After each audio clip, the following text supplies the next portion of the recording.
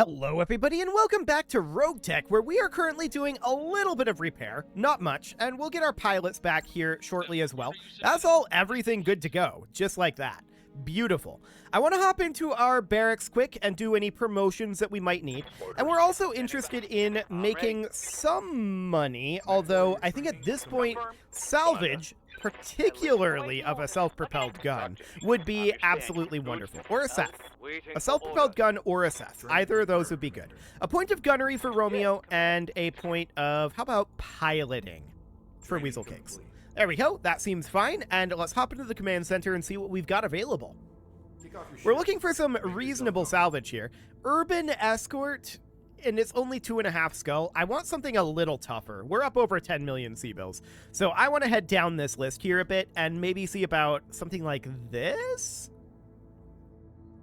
It's a Lowlands Recovery. It's against Steiner for the planetary government. And it is not a free priority salvage, which is unfortunate. I would prefer a free priority salvage. We can see if there's one available. It would be something like this. So this is also against Steiner, and no free priority salvage here either.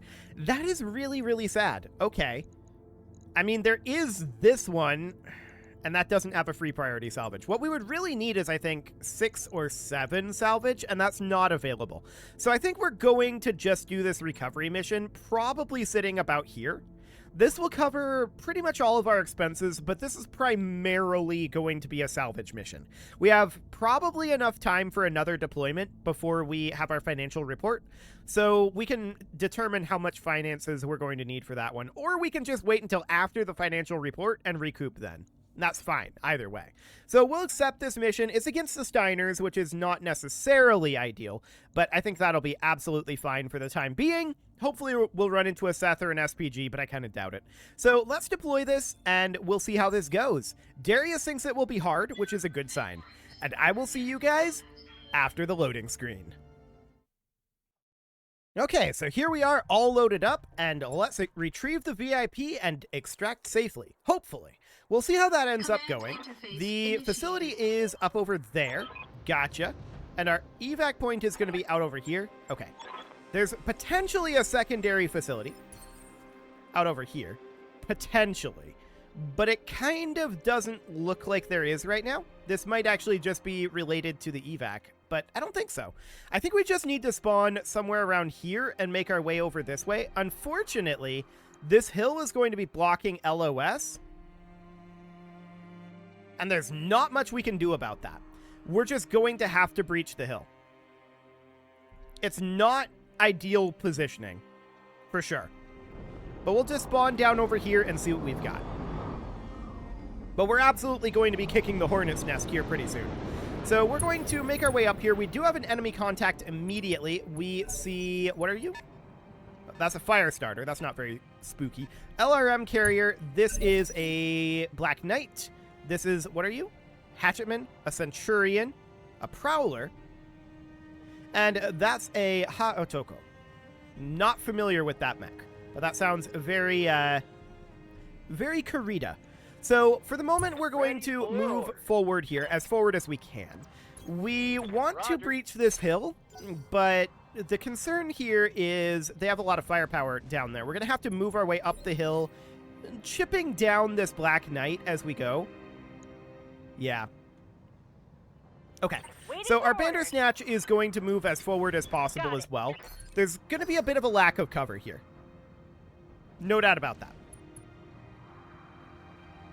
So they're just kind of running at us, it would appear. Good to know. There's, what, a total of 8 of them? I believe there's 2 full lances here. But there's nothing too spooky. At all. That vehicle just didn't move. Okay. This guy moves up a bit. I'm wondering what he's got. Wow, look at that. That's fascinating. He's moving in with dual LRM-10s and dual LRM-20s and no backup weapons. That's yes, Commander. A move. I don't know that it's a good one, but we're going to put our riflemen out over here. The Black Knight is going to position up on this hill where we can attack a lot of different things. Shooting, just running. There we go. And of course, we're not going to fire since we're spawn protected. Cool. Talk to me. So our crossbow X, this is our MRM boat, is going to advance as much as it can here. And our Epimetheus is going to position, I like this position right here. On my way. I like that. And next round, we should be able to chip through them pretty heavily. That LRM carrier exposing itself on the hill as well. The question is, what do we want to send the Nidhogg after, right? What indeed? Why can't we do anything here? Oh, we're not actually at the Nidhogg. Okay, it's the Grasshopper.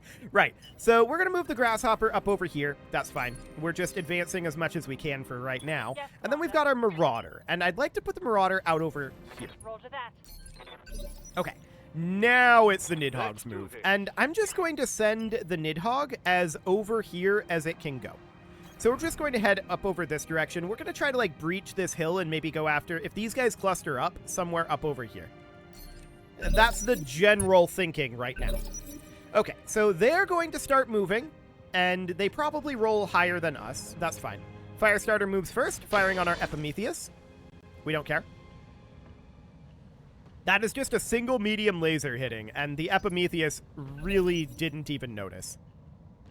So next up is phase 20, which is this Hatchetman. Okay. So we're going to move up our crossbow. The crossbow can position here. We could fire on the Firestarter, we could fire on the Centurion, or on this Black Knight. Hit odds are the same, but we can fire the medium lasers at the Black Knight. And I think that's what we're going to do. Of course, we want to fire in ER mode with our LRM. On it. Noted on the Firestarter AMS. Okay. But we soften up that Black Knight a little bit. So next up is going to be the Black Knight moving. Let's see what he wants to do. This guy moves phase 17. Unfortunately, we move after him with these guys out over here. I would have preferred that that be different, but we'll see what he does. Maybe he backs off and fires the LRMs, or maybe he does something very strange. We'll see. Okay, that's a fair amount of damage into our Epimetheus there. Reporting. Major armor loss. It spread out decently well, though. So the Epimetheus is reasonably fine for the moment. We can position our crossbow here, which I'm going to do. And the crossbow could fire on the Black Knight, which is already softened. That's probably our best odds, actually. Yes, we're going to fire on the Black Knight here. And let's see what we get done here. More AMS coming in, but we have a lot of missiles. Structure exposure, pilot is bleeding out, and we did heavy damage to that Black Knight. I like it. So, on this side arc, this Black Knight is in serious danger now. Next up is phase 18, this Centurion. Cool. So the Centurion's going to advance probably down into this cover over here is where I would put it. Maybe down over here, if it can get there. And then continue to fire on us, but we'll see what it gets done. It's also shooting at the Epimetheus. Sure. The Epimetheus is taking a bit of a beating. It is our assault mech, though, but it is unsteady now, and they get to fire their missile boat. So it's unfortunate that this rolled how it did over here, but there's not much we can do about that. They're absolutely going to be hammering the Epimetheus here if they can. And they could theoretically do a lot of damage to our Epimetheus. What? They just turned their back to us and didn't fire. Oh, okay. That's not a good move, to be honest. A couple more missiles into the Epimetheus is kind of irrelevant at this point. Reporting light damage. Because we get to move the Epimetheus very soon. They're going to be done moving shortly here. But there is something out there that we don't know about. And it just ECM jammed us. Okay. I don't know what's going on here. but something's going on here. Sure. We're going to move in and attack that Ha'atoko in its rear arc. And that LRM carrier moves up, also going for the Epimetheus. That's pretty painful, no doubt about it. They almost got the knockdown on the Epimetheus there. But we finally get to move it. And we're going to position it right up over here. It's taking a lot of damage. No doubt about that. It's taken a lot of damage, actually. We may want to back it off over this way. Copy that. And then fire on the Ha'atoko from here. Yep. Right. Structure exposure there. Okay, not too bad. Still got a few missiles going in, but no good crits there, sadly. Now, they're almost certainly going to continue to hit this Epimetheus. Its armor is very, very low. We need to push forward as best we can, but they're almost done with their entire turn. They've gotten to move a lot earlier in the phase than we have, so that's reasonably fine. Okay, they're firing on the Bandersnatch there. I love it. That's a very good thing for us. Okay, so next up is going to be our Marauder. The Marauder is going to position right up over here. And we're just moving in and going for that Ha'atoko. Engine destruction. I like it. So he is down. Next up is going to be our Bandersnatch. And the Bandersnatch can move in a couple of different ways. I'm thinking about putting it out over here to attack this Prowler, though. Yeah, I think that's the way to go. I'd like to get this Prowler off of this hillside, and it has relatively weak armor here.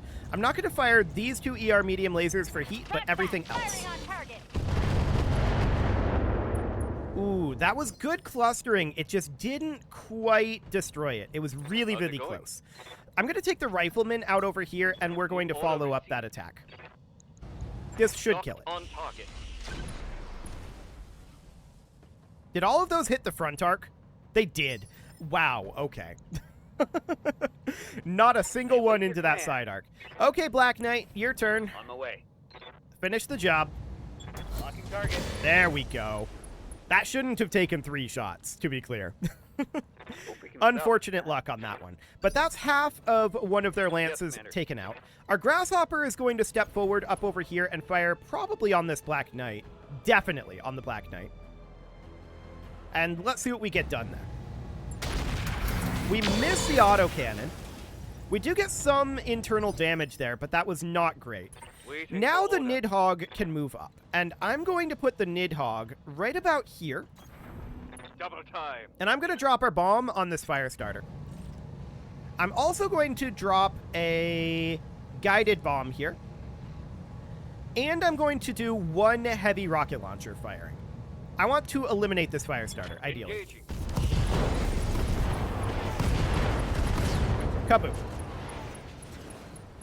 Hostile removed. That is 1 very thoroughly dead fire starter, and that's what we wanted to see. Fantastic. So next up, of course, they are going to be moving this Centurion. The Centurion has that ballistic weapon. We'll see what he decides to do with it. They have lost, what, 3 units, though, in that last round. So that's a significant amount of their units. They lost almost half their force. That said, our Epimetheus is very softened. But they're firing on our Bandersnatch now, which is great. I'm delighted by this turn of events. I don't know why they're doing that. I don't think they should, but they are, and we'll absolutely take that. So the LRM carrier was also softened up by those bombs, and we'll go for the kill on that LRM carrier as soon as we can. They're firing on the Grasshopper. Okay. Grasshopper's reasonably fine for the time being. Warning. Heavy damage. Okay. This is whatever that unit is that we don't know about. But it was ECM jamming us over here.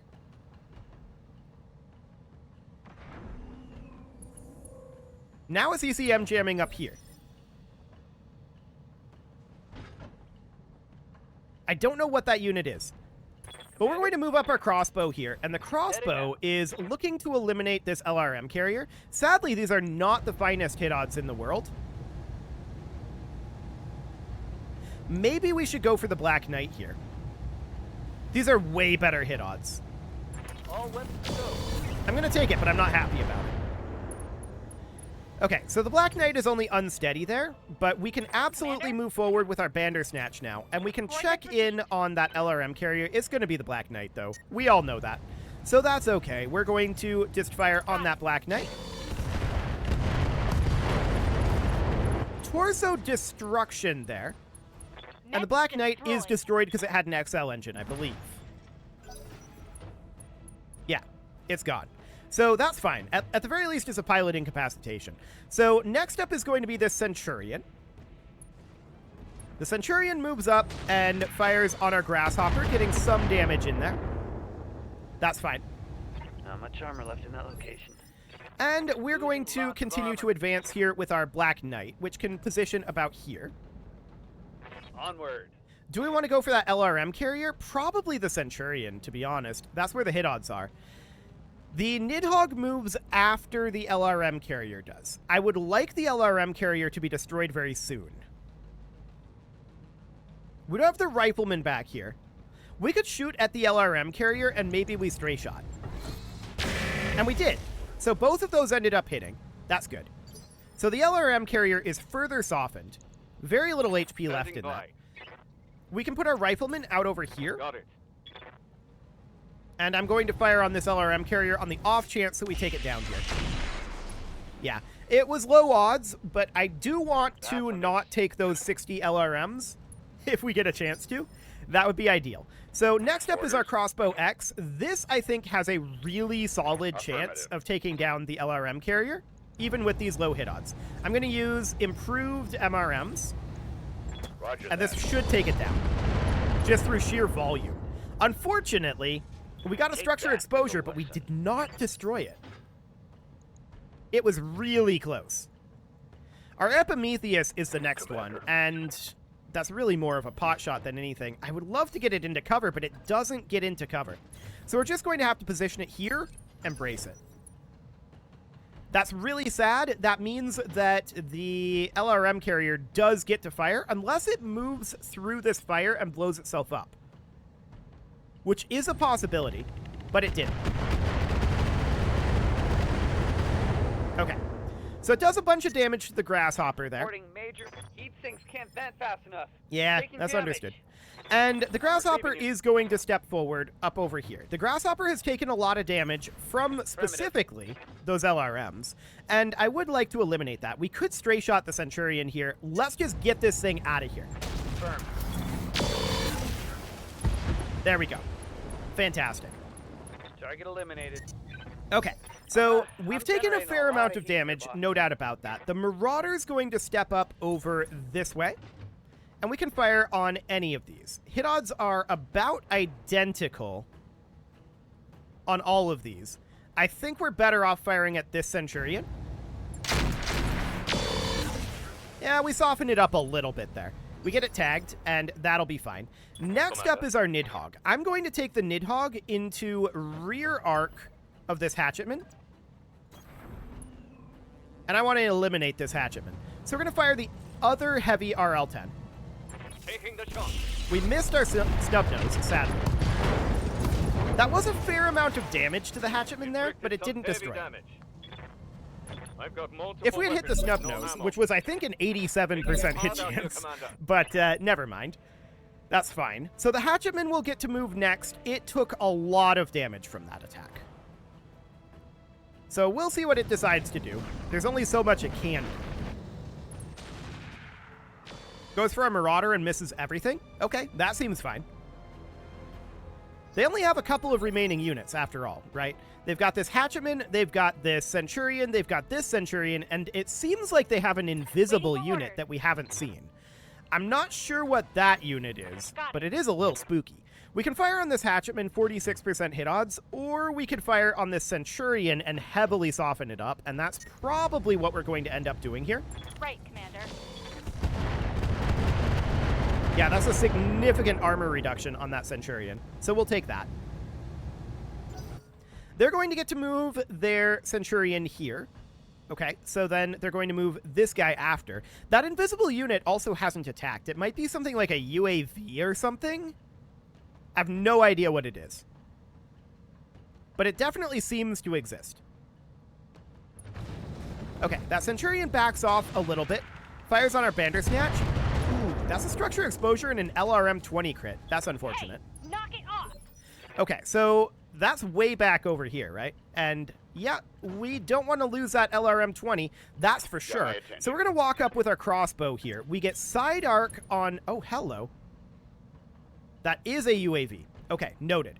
We get side arc on this Centurion, and we have front arc on this Centurion. This one hasn't moved yet. This one has. I'm leaning towards this side arc.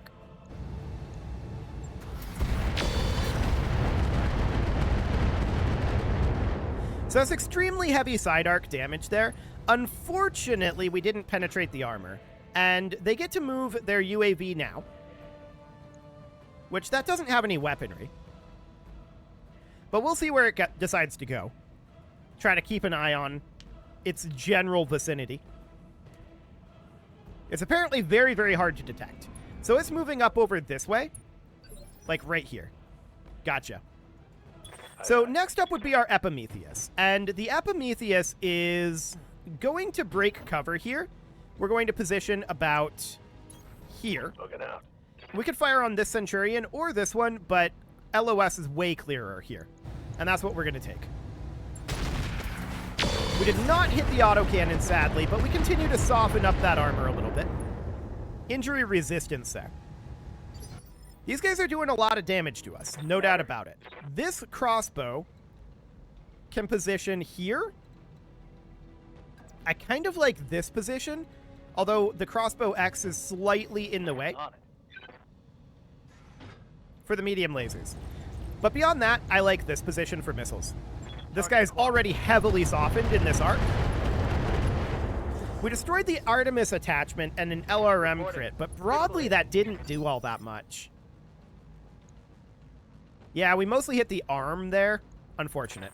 Our Grasshopper can absolutely advance a little bit, and we can fire on whatever is the best hit odds. It's this Centurion. Okay.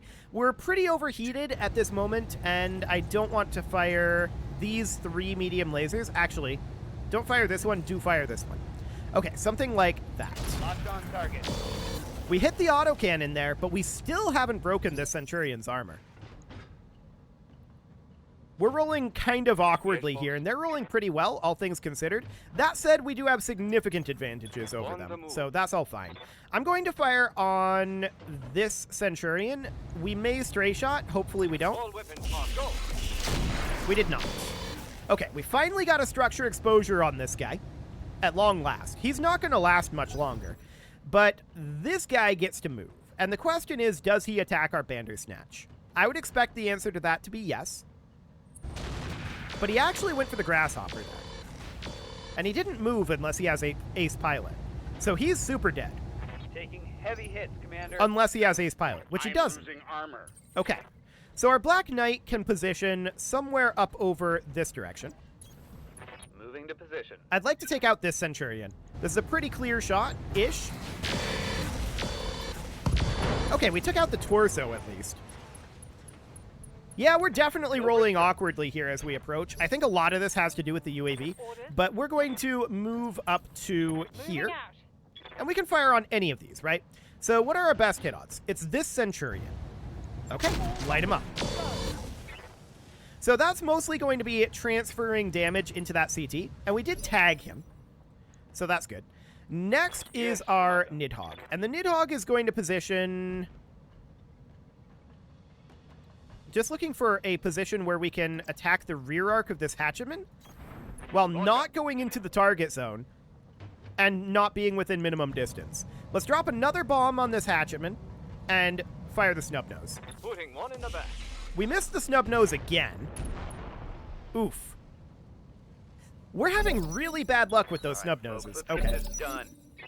So phase 18, the Hatchetman gets to move. When does our Bandersnatch move? That's phase 16. So the Hatchetman moves forward and fires on our Grasshopper, which is weakening in its armor. No doubt about that. Taking some heavy damage. And then he ejects. Okay. So the pilot panics and ejects. Sounds good. Next up is going to be the UAV. And then this Centurion Then we get to respond. Okay. So where is that UAV going to come in at? We have no idea where the UAV is right now. It is somewhere. But let's see what this Centurion does. Does he go for the Bandersnatch? Does he destroy the LRM-20? We can probably salvage a new LRM-20 once we get these guys wrapped up, which won't be very much longer. We're really close here. We just need to actually hit them with something. They're very, very softened. So our Bandersnatch is out of LOS, and that's good. We want that. We can fire on either of these. I'm going to fire on this Centurion. Firing on target. And let's see what we get done there. A bunch of leg destruction, but we don't actually get him knocked down from it. We did get him unsteady, but he gets to move instantly. So that is unfortunate for us. But this is their other remaining unit, right? So there's very little they can do here. The Centurion steps forward, goes for our Grasshopper, which does have weak armor at this point. It's taken quite a beating. But also this Centurion's dead. So that's, yeah, he also panics and ejects. Okay, well, we're going to move our crossbow up to here. We can see the UAV now, but I'm going to fire on this Centurion's rear arc. Copy that. So we got a gyro and engine crit there. That was a critical hit, lad. But unfortunately, this Centurion is still alive. These guys have been withstanding a lot of fire. This Grasshopper can step forward here, and we're going to fire on the Canary UAV. I'm not going to fire the AC-20, but I'll fire everything else. One in the back. And there we go. The UAV has been shot down. Fantastic. And now all we need to do is eliminate this Centurion and grab our target zone and evac. Hopefully, we're not going to see any additional enemies. I'm going to drop the Rifleman down into the water here where it can sink some heat. And our crossbow can position up here, lob a couple of indirect LRMs into the Centurion. It may or may not destroy it. LRM-10 crit there? Okay. Target's taken a critical hit. Indeed it has. So next up, we're going to move our Epimetheus up over this way. The Epimetheus actually has stronger armor, I think, at this point than the Grasshopper, but that's all fine. We're going to put the Nidhogg out over here. And I'm not going to fire this bomb just in case there's another Lance that spawns. But we'll fire the Snub-Nosed PPC and see what we get done there. Pilot panics and ejects. So that's excellent. In theory, that is the end of the enemies here. Rolling. We definitely took a lot of damage, no doubt about that, in certain locations. Specifically, the Epimetheus, the Bandersnatch, and the Grasshopper was what they focused. But let's just move on up here, and we'll see if there are any additional enemies. On my way. Hopefully there aren't. We would like to get out of here at this point. I'm going. So let's just make our way on up and see what we can get up over here. Moving out. Okay. Confirmed. Can the Nidhogg recover the VIP? Apparently, yes. We have the asset. And also, all targets eliminated. Okay, sounds good. I did not know the flying unit could recover the VIP, but that's good to know. Excellent. So, no additional enemies spawn. That is very, very good. I was a little concerned that another Lance might spawn when that happened, and if that had happened, things would have gotten spicy. We would have had to disengage the Epimetheus, the Bandersnatch, and the Grasshopper, and at that point, we would have had to fight with 6 units. We still would have had a decent chance, I think, and it wouldn't have been the worst thing in the world. But we took more damage than anticipated there. Fighting up that hill was rough. But there wasn't really a better place that we could land. It pretty much was what it was. I'm not going to grab any of these mech parts, I don't think. What I'm really interested in here, we could grab that LRM carrier as sort of a stopgap towards a chaparral. That would be a very interesting thing to do. And then beyond that, I'm checking to see if there's any LRM-20s or anything in here. There really isn't. So that would end up being something like just grabbing, I don't know, a double ammo LRM. Sure. So that'll give us a LRM carrier as one of our vehicles. Like I said, that's going to be a stopgap vehicle. That's certainly not a finalized vehicle, but that'll help out our fire support quite a lot. And we can just have it hang back and hopefully not take too much fire. would be the idea. Those things are pretty fragile, but they can do a lot of damage in the right situation, right? So that's absolutely great. And we'll get that readied up. We'll probably end up putting GV in that, I think. That'll likely be what ends up happening. But that is a stopgap towards a Chaparral or some other sort of missile artillery at that point. That would be the ideal scenario. But an LRM, like an LRM carrier, is nothing to sneeze at, right? Triple LRM 20s can do a lot of damage. We just saw that. So yeah, that's absolutely something that we're interested in. Yes, go ahead and get that going. That is pretty expensive. And 36 days, is that real? No, it's not, but it is going to be a fairly lengthy repair process. Okay, so we're going to have to take this financial report. That's reasonably fine, but before we go here, I want to ready up that LRM carrier. So that's the Marksman SPG that we would love to get online. Sadly, we can't, but the LRM carrier, we absolutely can. So let's ready this. It's a tank. They all look the same, yes. And that is our LRM carrier there. So we can see how much armor it has. The answer is not a lot. We need to keep it in a pretty safe location. But those triple LRM 20s, that's pretty good. No doubt about that. It's also better at indirect fire. So that will make things definitely easier for us on that front. It is time to put a cut in here, so I'm going to go ahead and do that. And next episode, we are going to get all of these repairs completed and try out our fancy new LRM carrier with its teeny tiny amount of armor. That'll be interesting.